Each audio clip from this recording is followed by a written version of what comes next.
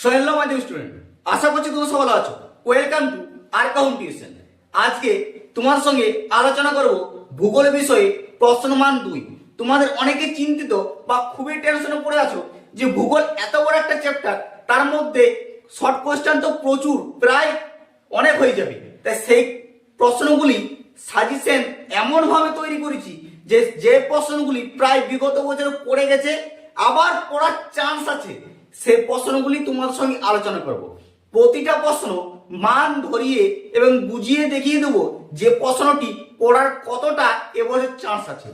সেই প্রশ্নগুলি দেখার জন্য ভিডিওটি ভালো করে পুরো দেখবে, কারণ মিস করলে অনেক প্রশ্ন বুঝতে তোমাদের অসুবিধা হবে।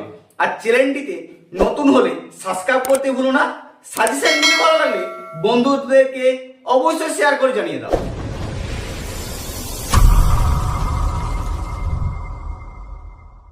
আমাদের আলোচনার বিষয় হচ্ছে ভূগোল।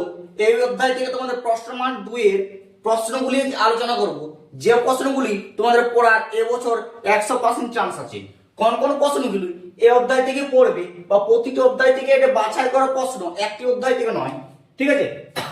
দেখো, প্রথম প্রশ্ন হচ্ছে পাখির পায়ের মতো বদ্বীপ কিভাবে গঠিত হয়? এটি তোমাদের 2017 তে দিয়েছিল, তারপর থেকে দেয়নি। এবছর জন্য মোস্ট ইম্পর্টেন্ট প্রশ্ন। 2 নম্বর হচ্ছে নমনীয় ভবন কাকে বলে?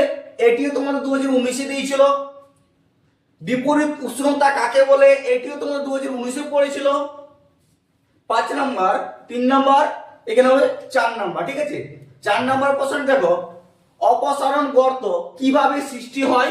এটি তোমাদের 2018 তে দিয়েছিল, ঠিক আছে? 5 নম্বর, বর্জ্যের পুনর্কীকরণ বলতে কি বোঝো? এটিও 2018 তে পড়েছিল মাধ্যমিকে, তাই এবছরের জন্য মোস্ট ইম্পর্টেন্ট প্রশ্ন। 6 নম্বর প্রশ্ন দেখো, ভূবৈচিত্র্য সূচকের দুটি বৈশিষ্ট্য লেখো। 2020 তে পড়েছে মাধ্যমিকে, তাই এবছরের জন্য মোস্ট ইম্পর্টেন্ট প্রশ্ন, ঠিক আছে? 7 নম্বর প্রশ্ন হচ্ছে উপগ্রহ চিত্র সংজ্ঞা দাও। এটি 2023 পড়েছিল, 24 দেয়নি, 25 দেয়নি, 2026 জনের মোস্ট ইম্পর্টেন্ট প্রশ্ন, ঠিক আছে? 8 নম্বর প্রশ্নটি দেখো, বর্জ্য ব্যবস্থাপনার সংজ্ঞা দাও।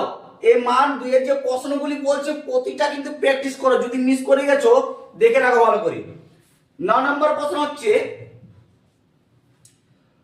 অন্তঃক্রান্তীয় সম্মিলন অঞ্চল, অন্তঃক্রান্তীয় সম্মিলন অঞ্চল অথবা আইটিসিজেড কাকে বলে? এটি 2019 এ দিয়েছিল, তারপর থেকে দেয়নি। এবছরের জন্য এই প্রশ্নটি অনেক গুরুত্বপূর্ণ, ঠিক আছে? 10 নম্বর হচ্ছে জেট বায়ু দুটি বৈশিষ্ট্য উল্লেখ করো। এটি তোমাদের 2017 তে পড়েছে, ঠিক আছে? তারপরে 11 নম্বর প্রশ্ন হচ্ছে পৌরসভার বর্জ্যর সংজ্ঞা দাও। এটি তোমাদের 2020 তে পড়েছে মাধ্যমিকে, ঠিক আছে? প্রশ্নগুলো বুঝতে পারছো তো কতটা ইম্পর্টেন্ট, একটি প্রশ্ন মিস করে যাবে না, ঠিক আছে? এবার দেখো 12 নম্বর প্রশ্ন হচ্ছে তেজস্ক্রিয় বর্জ্য বলতে কি বোঝো? এটিও 2019 এ দিয়েছিল, ঠিক আছে?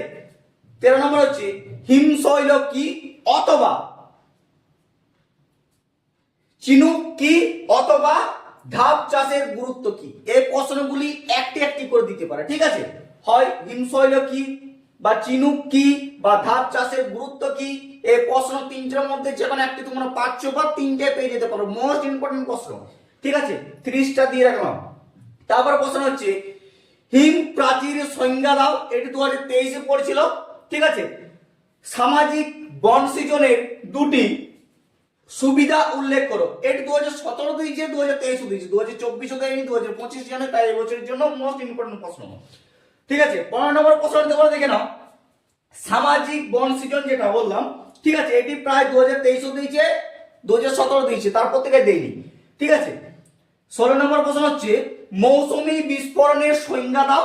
এটি 2017 তে দিয়েছিল, ঠিক আছে?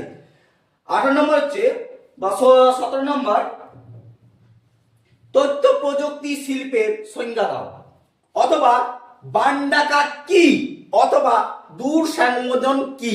এই প্রশ্নগুলি পড়বে তোমাদের। এটা তোমাদের 30টা দিয়েছি, কারণ 3টি প্রশ্ন বিশাল গুরুত্বপূর্ণ হচ্ছে। কি কি?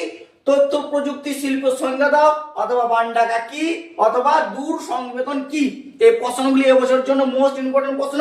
ও লাস্ট হচ্ছে তোমার 18 নম্বর যে প্রশ্ন হচ্ছে প্রপথ কূপ কাকে বলে বা আপেক্ষিক আর্দ্রতা কাকে বলে। এই যে প্রশ্নগুলি দিলাম এরা প্রতিটা প্রায় কোনো না কোনো বছরে পড়েছে, কিন্তু 2023 এর পর থেকে আর একটি প্রশ্নেও পড়েনি।